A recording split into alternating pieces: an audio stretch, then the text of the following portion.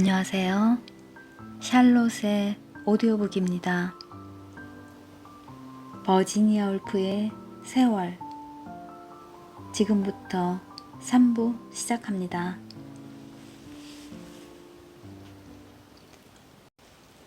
옥스포드에도 비가 내리고 있었다. 비는 부드럽게 지속적으로 내려서 낙수 홈통에 부딪히며 거품을 만들었다. 창틀에 기대어 밖으로 몸을 내민 에드워드는 떨어지는 빗줄기에 의해 하얗게 빛나는 나무들을 볼 수 있었다. 빗소리와 나무들의 바스락거리는 소리를 제외하고는 완벽하게 조용했다. 젖은 땅으로부터 축축한 흙냄새가 피어올랐다. 가로등이 대학군의 여기저기에서 불을 밝히고 있었다. 꽃이 피어나고 있는 나무 위로 불빛이 내리비치는 한 모퉁이에 희미한 노란빛의 흙무덤이 있었다. 잔디가 물처럼 매끄럽고 뚜렷한 회색으로 빛났다. 그는 길고 만족스럽게 숨을 들이마셨다. 하루 중에서 그는 창가에 서서 정원을 내다보는 이 순간을 가장 좋아했다. 그는 다시 차갑고 습기찬 공기를 들이마시고 기지개를 켠 다음 방 안으로 되돌아왔다. 그는 매우 열심히 공부했다. 그의 하루는 스승의 충고에 따라 1시간 그리고 반 시간으로 나누어졌다. 그가 다시 공부를 시작해야 하는 시간은 아직 5분이 남아 있었다. 그는 탁상 램프를 켰다. 램프 불빛은 약간 초록빛을 띠고 있어서 그를 조금은 창백하고 여위어 보이도록 만들었다. 그러나 그는 매우 잘생겼다. 윤곽이 뚜렷한 얼굴과 그가 이따금 손가락으로 치켜 올리곤 하는 단정한 머리는 그를 벽에 조각된 그리스 소년처럼 보이게 했다. 그는 미소 지었다. 비가 내리는 것을 바라보면서 그는 아버지가 그의 스승과의 면담을 끝낸 다음 그때 나이든 하버트는 말했었다. 대개 아드님은 가능성이 있습니다. 그 늙은 소년이 자기 아버지가 학창시절에 지냈던 방을 얼마나 고집스럽게 바라보고 있었던가를 생각했다. 그들은 뛰어들어와서 톰프슨이라고 불리는 젊은이가 무릎을 꿇고 풀무로 불을 피우고 있는 것을 보았다. 제 부친도 이 방들을 썼었습니다, 선생님. 대령이 해명하듯 말했다. 그런 말 마세요. 그 젊은이가 얼굴이 붉어져서 말했다. 에드워드는 미소를 지었다. 그런 말 마세요. 그가 젊은이의 말을 따라했다. 이제 공부를 시작해야 할 시간이었다. 그는 램프를 조금 높게 했다. 등불이 높아졌을 때 그는 자신의 과제물이 주위의 어둠으로부터 밝은 빛의 예리한 원 속으로 드러나는 것을 보았다. 그는 교재들과 그 앞에 놓인 사전을 보았다. 공부를 시작하기 전에 그는 언제나 어떤 회의를 느끼곤 했다. 만일 그가 실패한다면 그의 아버지는 몹시 상심할 것이다. 그의 마음은 그 점에 고정되어 있었다. 아버지는 말을 타고 떠나는 사람에 대한 작별 기념으로 한 다스나 되는 훌륭한 포트 와인을 보내주었다. 그러나 결국 마샴은 어쩔 수 없는 처지였다. 거기에는 버밍엄 출신의 영리하고 조그만 유태인 소년이 있었다. 이제는 정말 시작해야 할 시간이었다. 옥스포드의 종들이 차례차례로 느린 종소리를 공기 중으로 퍼뜨리기 시작했다. 종소리는 마치 공기가 매우 무거운 것처럼 묵직하고 고르지 않게 울렸다. 그는 종소리를 좋아했다. 그는 마지막 종소리가 울릴 때까지 귀를 기울였다. 그리고는 의자를 책상 앞으로 당겼다. 시간이 제법 지나 있었고 이제 그는 공부를 해야만 했다. 작은 주름이 그의 이마 위에 나타났다. 그는 읽으면서 이마를 찌푸렸다. 그는 읽었다. 그리고 메모를 했다. 그리고 다시 읽었다. 모든 소리가 사라졌다. 그는 앞에 있는 그리스 언어 위에에는 아무것도 보지 않았다. 읽고 있는 동안에 그의 머리에 점차 열이 올랐다. 그는 이마 위에서 무엇인가가 생기있고 탄탄하게 조여드는 것을 의식했다. 그는 절과 절을 정확하고 단호하게 읽어가면서 전날보다 더욱 정확하게 메모를 하고 책의 여백에도 간단한 기록을 했다. 비교적 하찮은 단어들도 이제 그의 뜻을 변화시키는 새로운 의미의 모습을 드러냈다. 그것들의 의미를 그는 따로 노트했다. 문맥 속에서 그 문장의 깊이를 잡아내는 그의 재능은 그에게 일종의 전율을 가져다 주었다. 거기에 그것이 명백하고 완벽하게 존재해 있었다. 그러나 그는 더욱 정확해야 했다. 아주 정밀해야 했다. 심지어는 조그만 낙서나 메모조차 인쇄된 것처럼 명확해야 했다. 그는 이 책으로 눈을 돌렸다. 그리고 다시 저 책을 들여다보았다. 그러다가 눈을 감고 새겨보기 위해 상체를 뒤로 젖혔다. 그는 아무것도 모호한 채 남아있게 허용할 수 없었다. 시계가 다시 울리기 시작했다. 그는 귀를 기울였다. 시계는 계속 울렸다. 그의 얼굴에 새겨졌던 주름들이 약간 느슨해졌다. 그는 등을 뒤로 기댔다. 근육들이 이완되었다. 그는 책으로부터 고개를 들어 어둠 속을 올려다보았다. 그는 마치 달리기 경주를 끝내고 잔디 위에 드러눕는 것 같은 기분을 느꼈다. 그러나 잠깐 동안 그는 자신이 아직도 달리고 있는 것처럼 느꼈다. 그의 마음은 책에서 멀어졌다. 그리고 순수한 의미의 세계를 아무런 방해도 받지 않고 여행했다. 그러나 그것은 차츰 의미를 잃어갔다. 이제 책들은 벽 밖에 서 있었다. 그는 크림 빛깔의 유리창을 바라보았다. 그리고 푸른색 꽃병에 꽂혀있는 한 다발의 양귀비를 보았다. 마지막 종소리가 울려 퍼졌다. 그는 한숨을 쉬며 자리에서 일어났다. 그는 다시 창가에 섰다. 비가 내리고 있었다. 그러나 흰빛은 사라졌다. 여기저기서 빛나는 젖은 나뭇잎들을 제외하고는 이제 정원은 깜깜했다. 꽃이 피고 있는 나무들의 노란색 흙무덤도 사라졌다. 정원 주위에 엎드린 대학 건물들의 커튼 뒤에서 빛나는 불빛이 이곳에는 붉은 또 저기서는 노란 얼룩을 만들고 있었다. 빛 때문에 조금 흔들리는 것처럼 보이는 하늘을 배경으로 성당이 저만큼 그 모습을 드러내고 있었다. 그러나 더 이상 조용하지는 않았다. 그는 귀를 기울여 보았다. 특별한 소리는 없었다. 그러나 그가 밖을 내다보기 위해 서 있을 때 그 건물 전체가 살아서 웅웅거렸다. 갑작스런 웃음소리가 들려왔다.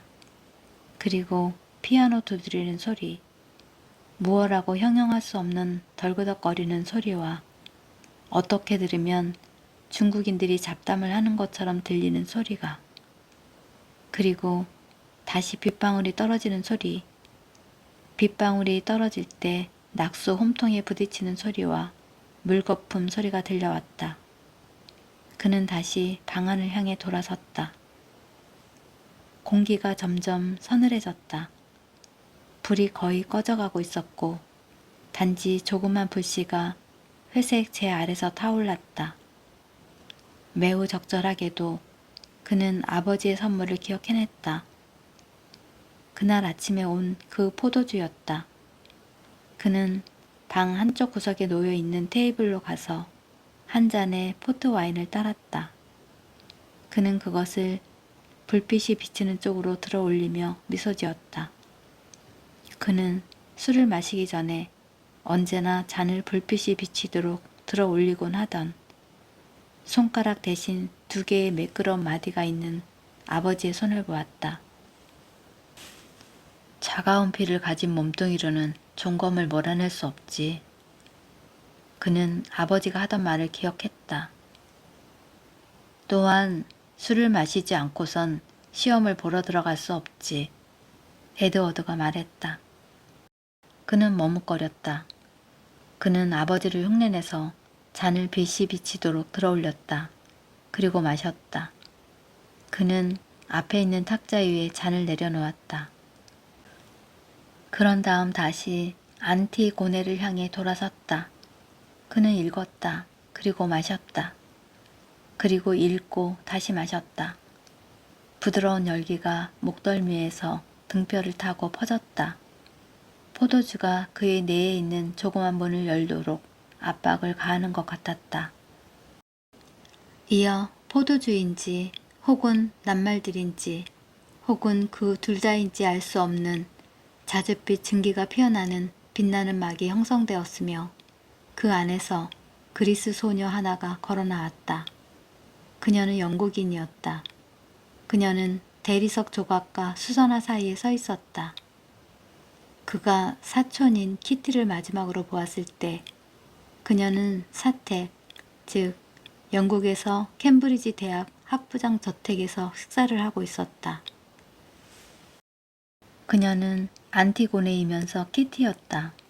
여기 책 속에서, 저기 방 안에서 그녀가 한 송이 자줏빛 꽃처럼 일어섰다. 아니야, 그는 소리쳤다. 최소한 한 송이 꽃처럼은 아니야.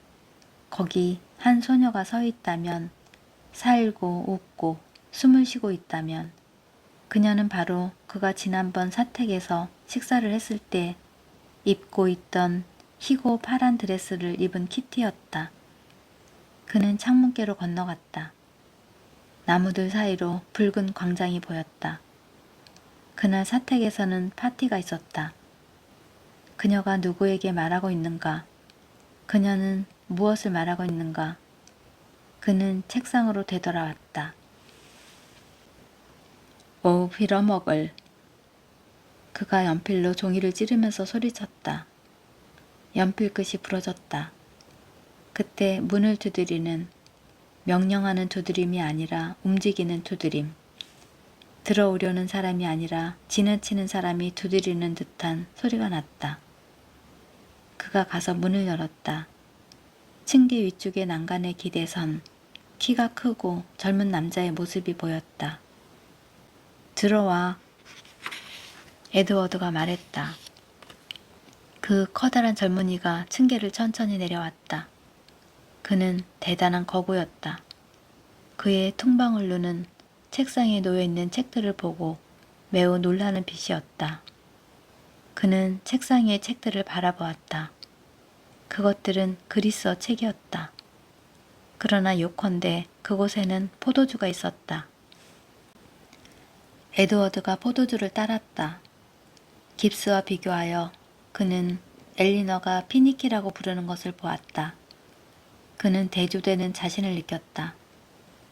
잔을 들어 올린 손이 깁스의 크고 붉은 손과 비교하여 소녀의 손 같았다. 깁스의 손은 밝은 분홍색으로 그을려 있었다. 그것은 마치 날고기 조각 같았다. 사냥은 그들이 공통으로 갖고 있는 주제였다. 그들은 사냥에 대해서 이야기했다. 에드워드는 등을 뒤로 기대고 깁스로 하여금 이야기하게 했다. 깁스로부터 영국의 시골길을 말을 타고 달리는 이야기를 듣는 것은 매우 즐거운 일이었다. 그는 9월의 여우 사냥과 서툴지 않은 숙련된 말에 관해서 이야기했다. 그는 말했다. 스테프로이로 올라가다가 오른쪽에 있던 그 농장 기억나지? 그 예쁜 소녀도? 그가 눈을 찡긋거렸다. 운도 나쁘지. 그녀가 양치기와 결혼했다니. 그는 이 저주스런 여름이 빨리 지나가 버리기를. 에드워드는 포도주를 마시며 그를 바라보았다. 자신이 얼마나 바라고 있는지에 대해 이야기했다. 이어서 그는 다시 그 알랑거리기 잘하던 창녀에 관한 옛 이야기를 했다.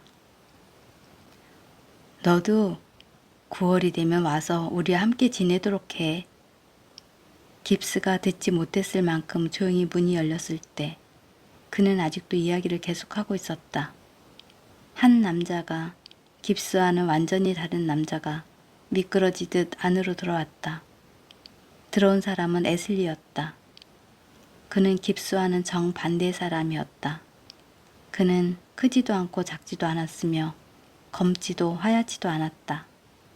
그러나 그는 무시할 수 없는, 무시한다는 건 당치 않은 인물이었다.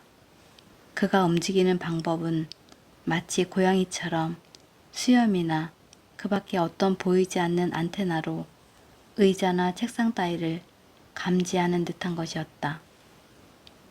그는 주의 깊게 점잖게 앉아서 책상을 들여다보며 책에 있는 한 줄의 글을 반쯤 읽었다.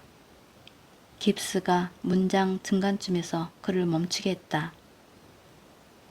잘 지냈나, 에슬리? 그는 짧게 말했다. 그리고 손을 뻗어 대령의 포도주를 다른 잔에 따랐다. 그러나 병은 텅 비어 있었다. 유감이군. 그가 에슬리를 건너다보며 말했다. 나 때문에 다른 병을 딸 필요는 없어. 에슬리가 빠르게 말했다. 그의 목소리는 어딘가 약간 편치하는 것처럼 다소 거칠었다. 오, 그러나 우리도 좀 더 마시기를 원한다네. 에드워드가 무심하게 말했다. 그는 술을 가져오기 위해 거실로 들어갔다. 빌어먹을, 이렇게 거북해서야. 병들 사이에서 몸을 구부리며 그가 투덜거렸다. 그것은 에슬리와의 또 다른 말다툼을 의미했으며 병을 집어들며 그는 냉정하게 생각했다. 깁스에 관한 문제로 그는 이번 학기에 벌써 2번이나 에슬리와 말다툼을 했었다. 그는 병을 들고 되돌아왔다. 그리고 그들 사이에 낮은 걸상에 앉았다. 그는 병마개를 따서 포도주를 따랐다. 그가 놀랍게도 그들 사이에 앉을 때 그들은 그를 쳐다보았다. 엘리너가 항상 그녀의 오빠에게서 비웃는 점인 그 허영심으로 우쭐해졌다. 그는 그들의 눈길이 자기에게 모아지는 것을 좋아했다. 그리고 그는 자신이 아직까지는 두 사람 모두에게서 편안함을 느끼고 있다고 생각했다. 그 생각이 그를 즐겁게 했다. 그는 깁스와는 사냥에 대해서 그리고 에슬리와는 책에 관해서 이야기할 수 있었다. 그러나 에슬리와는 단지 책에 관해서만 이야기할 수 있는데 반해 깁스와는 여자들에 관해서도 이야기할 수 있었다. 여자들과 말들에 관해서. 그는 3개의 잔에다 포도주를 따랐다. 에슬리는 조심스럽게 마셨고 깁스는 커다란 붉은 손으로 잔을 잡고 벌컥 들이켰다. 그들은 경주에 관해서 이야기했다. 그리고 시험에 관해서도 이야기를 나눴다. 그때 에슬리가 책상 위에 있는 책을 보며 물었다. 그래, 자넨 어때? 나는 기회를 잡는 유령은 아닐세. 에드워드가 말했다. 그는 무관심을 가장했다. 그는 시험을 경멸하는 듯한 태도를 취했다. 그러나 그것은 거짓이었다. 깁스는 그에게 사로잡혀 있었으나 에슬리는 그를 꿰뚫어 보았다. 그는 에드워드가 종종 이와 같은 조그만 허영심에 사로잡히는 것을 간파하고 있었다. 그러나 그런 것이 그로 하여금 더욱더 에드워드에게 애정을 느끼게 했다. 그는 얼마나 아름답게 보이는가 에슬리는 생각했다. 그는 깨끗한 머리카락을 가볍게 늘어뜨린 채 그들 사이에 앉아 있었다. 그리스의 소년처럼 강하게 어찌 보면 보호가 필요한 사람처럼 유약하게. 그는 깁스 같은 악당으로부터 구출되어야 한다고 에슬리는 잔인하게 생각했다. 에드워드가 언제나 맥주와 말냄새를 풍기는 것 같은 저 거친 악당 깁스를 바라보면서 그는 생각했다. 에슬리는 상상할 수 없었다.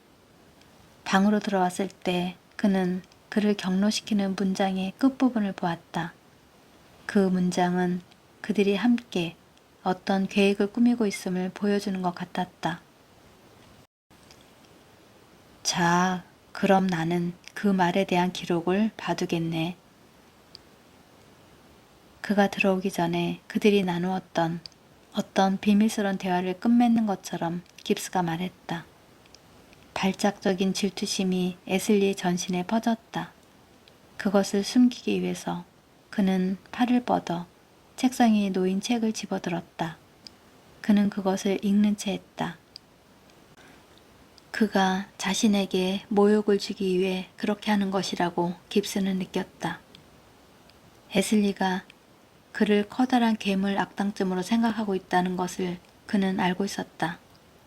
그 지저분하고 조그만 녀석이 들어와서 대화를 망쳐버리고는 이제 깁스를 희생으로 분위기를 제 것으로 이끌려 하고 있었다. 좋아. 그는 갈 생각이었으나 이제 그는 머물기로 했다. 그는 에슬리의 꼬리를 비틀어줄 작정이었다. 그는 그 방법을 알고 있었다. 그는 에드워드에게로 고개를 돌리고 하던 이야기를 계속했다. 자네는 사람들 틈에 섞여 우글거리는 것을 염려하지 않아도 될 거야. 우리 식구들은 스코틀랜드에 올라가 있게 될 테니까. 그가 말했다.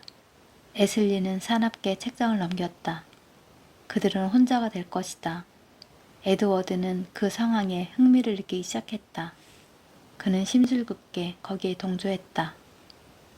좋아. 그가 말했다. 하지만 자네는 내가 나 자신을 바보로 만들지는 않을 것이라는 사실을 알아야 할 거야. 그가 덧붙였다. 오, 그건 단지 여우사냥이 될 걸세. 깁스가 말했다.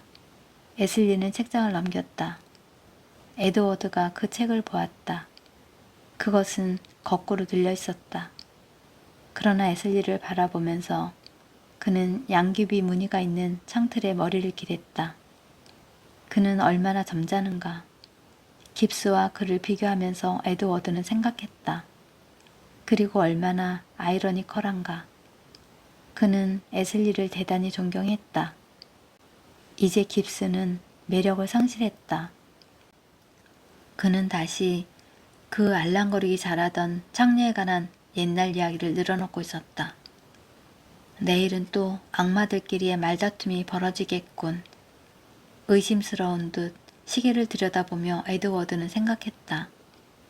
시간은 벌써 11시가 지나 있었다. 그리고 그는 아침 식사 전에 1시간의 공부를 해야 했다. 그는 마지막 한 모금의 포도주를 삼키고 짐짓 하품을 하며 일어섰다. 나는 그만 자야겠네. 그가 말했다. 에슬리가 호소하듯 그를 바라보았다. 에드워드는 그를 무섭게 괴롭힐 수 있었다. 에드워드는 우도수의 단추를 풀기 시작했다.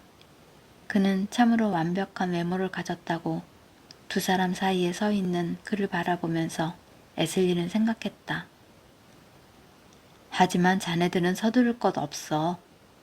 에드워드가 다시 하품을 하며 말했다. 술을 마저 들도록 하게. 에슬리와 깁스가 함께 술을 마시는 광경을 생각하며 그는 웃음을 깨물었다. 원한다면 술은 저기에 얼마든지 있네. 다음 방을 가리켜 보이고 나서 그는 그들을 떠났다. 둘이서 싸우도록 내버려 두는 거야. 침실문을 닫으면서 그는 생각했다. 그 자신의 싸움은 곧 충분히 닥쳐올 터였다. 에슬리의 모습에서 그는 그것을 알았다. 에슬리는 매우 질투가 심했다. 그는 옷을 벗기 시작했다. 그리고 돈을 거울 한쪽에 두 뭉치로 놓았다. 돈을 조금이라도 가깝게 놓아두기 위해서였다. 그런 다음 의자 위에 웃옷을 조심스럽게 포개놓고 거울에 비친 자신의 모습을 바라보며 그의 누이를 성나게 하곤 하는 반의식적인 몸짓으로 머리를 빗어 올렸다. 그리고 그는 귀를 기울였다. 밖에서 문이 탕탕거렸다. 두 사람 중 하나가 나갔다. 깁스 아니면 에슬리일 것이다. 그러나 하나는 아직 거기에 있었다. 그는 주의 깊게 귀를 기울였다. 그는 누군가가 거실에서 움직이는 소리를 들었다. 매우 빠르게 그리고 매우 단호하게 그는 문의 열쇠를 돌렸다. 곧 손잡이가 움직였다. 에드워드, 에슬리가 말했다. 그의 목소리는 낮고 억제되어 있었다. 에드워드는 대답하지 않았다. 에드워드, 에슬리가 문의 손잡이를 흔들며 말했다. 매우 날카롭고 호소하는 듯한 목소리였다. 잘 가게. 에드워드가 단호하게 말했다. 그는 귀를 기울였다. 순간적인 침묵이 흘렀다. 그리고 그는 문이 닫히는 소리를 들었다. 에슬리가 갔다. 오, 내일은 또 어떤 싸움이 벌어질는지. 에드워드가 아직도 내리고 있는 비를 바라보며 창가로 걸어가면서 말했다. 학장 저택에서의 파티가 끝났다. 꽃무늬 드레스를 입은 숙녀들이 문간에 서서 부드러운 빛 뿌리는 하늘을 올려다보았다. 저게 나이팅게일인가? 라펜트 부인이 숲을 속에서 들려오는 새소리에 귀를 기울이며 말했다. 그때 늙은 처피가 반구형의 머리를 가랑비 속에 드러내 놓은 채 뻣뻣하고 힘있어 보이나 그다지 좋은 인상을 주지는 않는 얼굴을 치켜들며 그녀의 뒤에 서서 큰 소리로 웃었다. 그건 개똥지박이었다고 그가 말했다. 그의 웃음소리는 돌담에서 웃는 하이에나의 웃음처럼 울려 퍼졌다. 그러자 라펜트 부인이 마치 대학의 창문 가로대를 장식한 분필 표시 가운데 하나를 침해하기라도 한 것처럼 발을 오므리며 수세기의 전통에 의해 고정된 방식으로 손을 흔들어 레선 부인과 디비니티 교수 부인이 그녀를 지나쳐 가도록 신호했다. 그들은 그녀의 앞을 지나 빗속으로 걸어갔다. 사택의 긴 거실에서 그들은 모두 서 있었다. 저는 처피, 앤드류스 박사가 당신의 기대에 부응해서 정말 기뻐요. 마른 부인이 세련된 태도로 말했다. 정착민들로서 그들은 위대한 박사를 처피라고 불렀다. 그는 미국인 방문객들에게는 앤드류스 박사였다. 다른 손님들은 모두 떠났다. 그러나 미국인인 하워드 프립 부부는 아직 그 집에 머물고 있었다. 하워드 프립 부인이 앤드류스 박사는 그녀에게 완벽하게 매력적이었다고 말하고 있었다. 교수인 그녀의 남편도 그 대가에게 똑같이 공손하게 무엇인가를 말하고 있었다. 이 집의 딸인 키티는 약간 뒤쪽에 서서 그들이 빨리 이야기를 끝내고 잠자리에 들 수 있기를 고대했다. 그러나 그녀는 어머니가 움직여도 좋다는 신호를 할 때까지는 그곳에서 있어야 했다. 그래요. 나는 결코 더 나은 모습의 처피를 알지 못해요. 그녀의 아버지가 그처럼 정복을 한 그 작은 미국 숙녀에게 보충 설명을 계속하고 있었다. 그녀는 작았지만 활기가 넘쳤으며 처피는 작고 활기찬 숙녀들을 좋아했다. 저는 그의 책들을 숭배해요. 하지만 저는 결코 저녁 식사 때 그의 옆에 앉는 기쁨을 누릴 수 있기를 기대하지는 않아요. 그녀가 기묘한 콧소리로 말했다.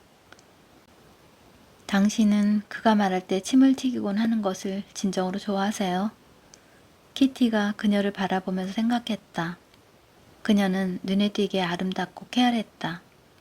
어머니를 제외한 모든 여자들이 그녀 곁에서는 초라하고 우둔해 보였다.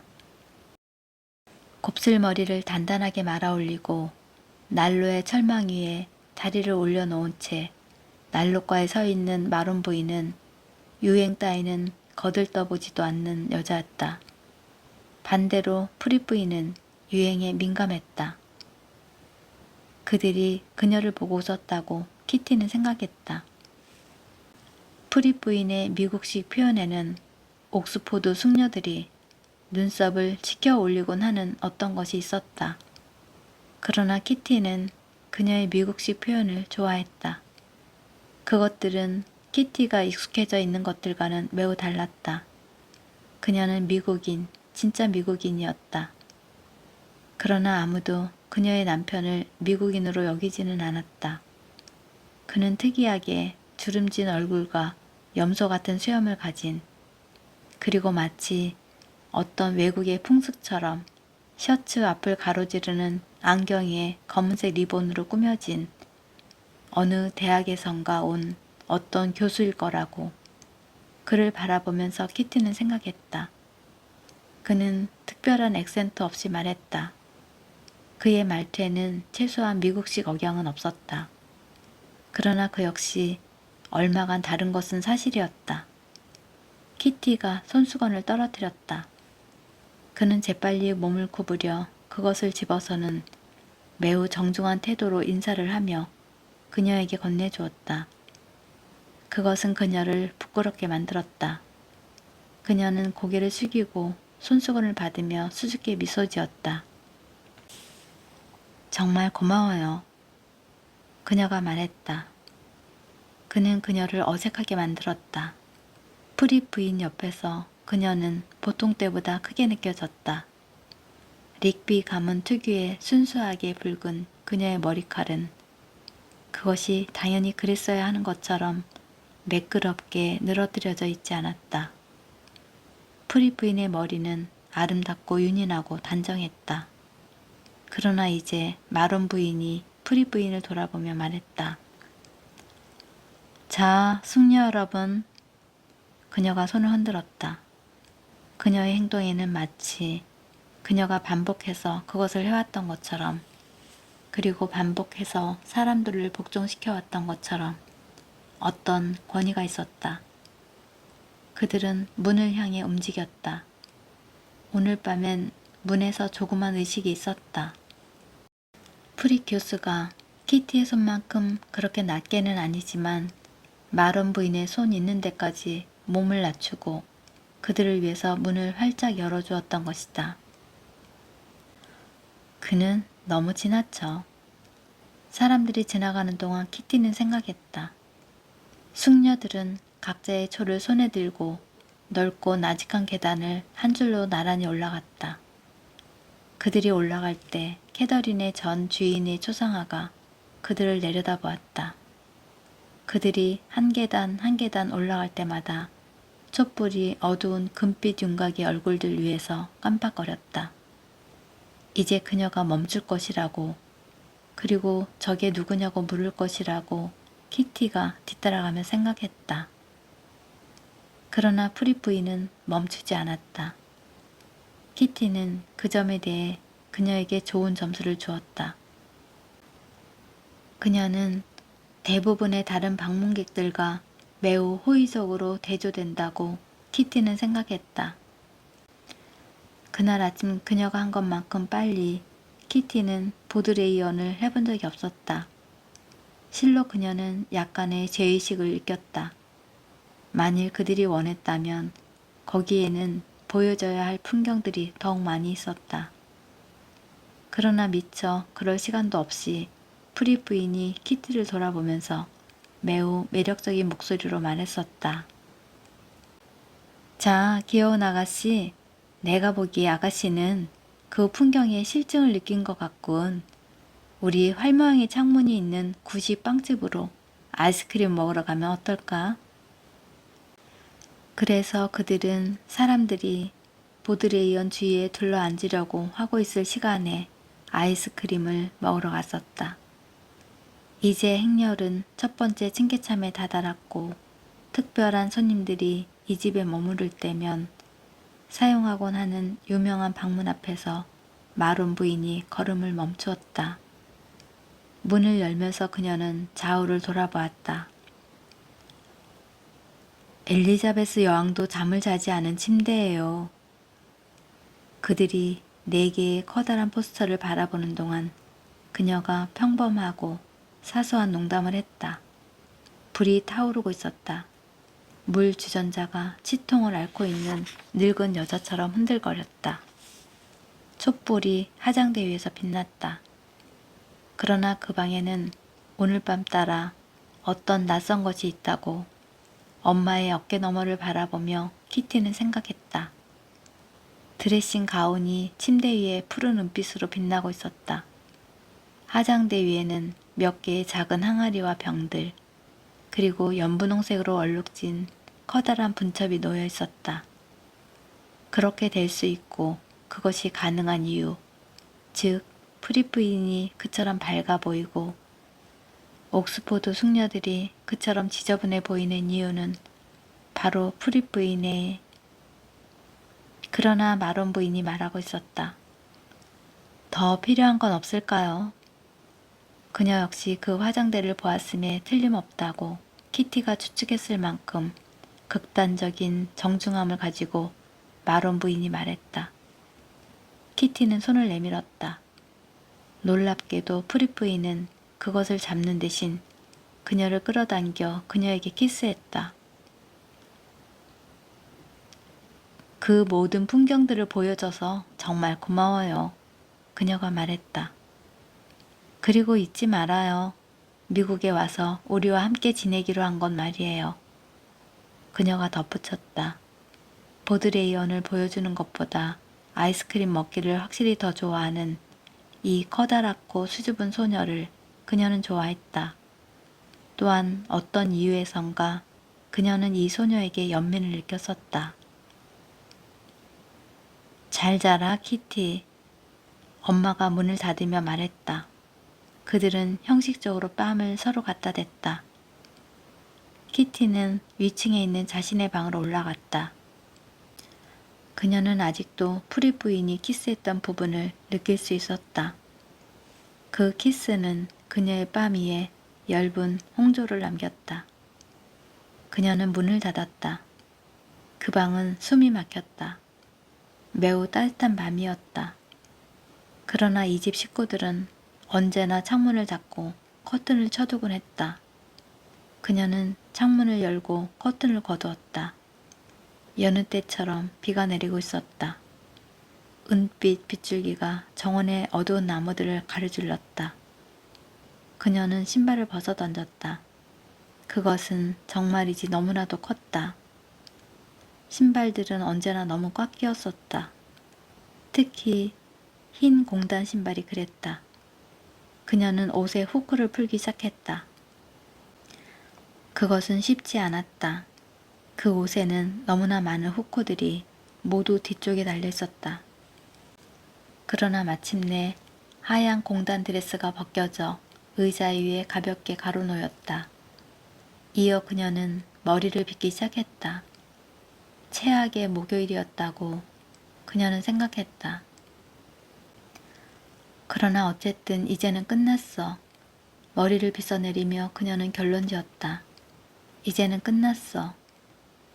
촛불이 깜빡거리고 흰색 기구 모양으로 휘날리는 모슬린 차양이 거의 불꽃에 닿을 뻔했다. 그녀는 신호와 동시에 눈을 떴다. 그녀는 패티코트를 입은 채 촛불 옆에 열린 창가에 서 있었다. 누군가 들여다볼 거야. 그녀의 엄마가 바로 전날 그녀를 꾸짖으며 말했었다. 이제 그녀는 촛불을 탁자 오른쪽으로 이동시키며 말했다. 아무도 들여다볼 수 없을 거야. 그녀는 다시 빗질을 시작했다. 그러나 아까와는 달리 앞쪽이 아닌 옆으로부터 빛이 비쳐서 그녀는 다른 각도에서 자신의 얼굴을 바라보았다. 내가 예쁜가? 빗을 내려놓고 거울을 들여다보며 그녀는 스스로에게 물었다. 그녀의 강대뼈는 너무 튀어나와 있었다. 그리고 두 눈은 서로 너무 멀리 떨어져 있었다. 그녀는 예쁘지 않았다. 아니, 그녀의 사이즈가 그녀에게 어울리지 않았다. 프리 부인은 나를 어떻게 생각할까? 그녀는 궁금했다. 그녀가 나에게 키스했어. 갑자기 엄습해온 기쁨으로 뺨이 다시 붉어지는 것을 느끼며 그녀는 기억을 되살렸다. 그녀는 나에게 자기들과 함께 미국에 가자고 청했었어. 그것은 얼마나 재밌을까? 옥스포드를 떠나 미국으로 간다는 건 얼마나 근사한 일인가? 그녀는 마치 부풀어 오른 숯불 같은 머리칼 사이로 빗을 잡아당겼다. 그러나 종들이 일상적인 소동을 일으켰다. 그녀는 종소리를 싫어했다. 그녀에게 그것은 언제나 우울한 소리였을 뿐이었다. 그것들은 하나가 그치면 바로 다른 하나가 시작되었다. 그것들은 하나가 끝나면 다른 하나를, 또 하나가 끝나면 또 다른 하나를 두들기기를 계속했다. 그것은 결코 끝나지 않을 것 같았다. 그녀는 11, 12를 헤아렸다. 그리고 그것들은 13, 14을 계속했다. 가랑비가 내리는 축축한 공기 속으로 종소리가 대풀이에서 울려 퍼졌다. 그녀는 양치질을 시작했다. 세면대 위에 걸려있는 달력을 보고 그녀는 목요일장을 떼어내서 마치 그것은 끝났어, 그것은 끝났어 라고 말하는 것처럼 그것을 동그랗게 구겼다. 크고 붉은색 문자로 된 금요일이 그녀 앞에 있었다. 금요일은 좋은 날이었다. 금요일에 그녀는 루시에게서 교습을 받았다. 그리고 롭슨 집안 사람들과 차를 마시기로 되어 있었다. 자신의 일을 찾는 자에게는 축복이 있을진저. 그녀는 달력에 있는 글귀를 읽었다. 달력들은 항상 너 자신을 생각해보라고 말하는 것 같았다. 그녀는 그녀 자신의 일을 하지 않았다. 그녀는 일렬로 꽂혀있는 푸른색 책들을 바라보았다. 앤드류스 박사가 쓴 영국 법률의 역사. 세 번째 책에는 종이 조각이 끼워져 있었다. 그녀는 루시 때문에라도 그녀가 읽던 장을 끝내야만 했다. 그러나 오늘 밤엔 불가능했다. 그녀는 너무 피곤했다. 그녀는 창문을 향해 돌아섰다. 대학생들의 숙소에서 커다란 웃음소리가 들려왔다. 그들은 무엇에 대해 웃고 있을까? 그녀는 창가에 서서 생각했다. 그것은 마치 그들이 그들 자신을 즐기고 있음을 알리는 소리처럼 들렸다. 사택에서 차를 마실 때면 그는 결코 그렇게 웃지 않는다고 웃음소리가 사라질 때 그녀는 생각했다. 벨리올 출신의 작은 남자가 자신의 손가락들을 비틀며 앉아 있었다. 그는 말을 하려고 하지 않았다. 그러나 그는 가려고 하지 않았다. 그녀는 촛불을 끄고 잠자리에 들었다. 나는 그를 조금은 좋아해. 비록 그가 손가락들을 비틀기는 해도. 차가운 시트를 펼치며 그녀는 생각했다. 토니 애시톤에 관해서. 그녀는 베개를 골리며 생각했다. 나는 그를 좋아하지 않아. 그는 엘리너가 닉스라고 부르는 에드워드에 관해 항상 꼬치꼬치 캐물으려고 하는 것 같다고 그녀는 생각했다. 그의 눈들은 서로 너무 가까이 있었다. 그 조그만 가발하며 그녀는 생각했다. 지난번 소풍 때 그는 줄곧 그녀를 따라다녔다. 그 소풍날 개미가 램선 부인의 스커트에 달라붙었었지. 거기서 그는 줄곧 그녀 옆에 있었다. 그러나 그녀는 그와 결혼하기를 원치 않았다. 그녀는 돈의 아내가 되어 옥스포드에서 영원히 살기를 원치 않았다. 안 돼, 안 돼. 베개 위에서 돌아누우며 그녀는 하품을 했다. 가랑비가 두텁게 내리는 공기 속으로 느린 돌고래처럼 때늦은 종소리가 울려 퍼졌다. 그녀는 다시 한번 하품을 하고 나서 잠이 들었다. 밤새 내린 비가 들녘에 뽀얀 안개를 일으키고 낙수 홈통에 톡톡 떨어지는 물소리와 물거품을 만들었다. 정원에서는 이제 막 꽃이 피어나기 시작하는 라일락과 러버 넘나무 위로 빗방울이 떨어져 내렸다. 빗방울은 도서관의 낯빛 돔 위에서 부드럽게 미끄러져 내려 괴물상의 웃는 입에서 흩어졌다. 그것은 버밍엄 출신의 유태 소년이 머리에 젖은 수건을 걸치고 그리스어를 공부하고 있는 방의 창으로도 스며들었고, 또한 마론 박사가 대학의 역사에 대한 그의 기념비적 저서에 또 다른 장을 쓰느라 늦게까지 앉아있는 방의 창으로도 흘러내렸다. 키티의 창밖 사택의 정원에서도 빗줄기는 3세기 전 왕들과 시인들이 그 아래 앉아 술을 마셨던, 그러나 지금은 반쯤 기울어져 중간을 말뚝으로 버티어 놓은 늙은 나무 위로 떨어져 내렸다. 우산은요, 아가씨.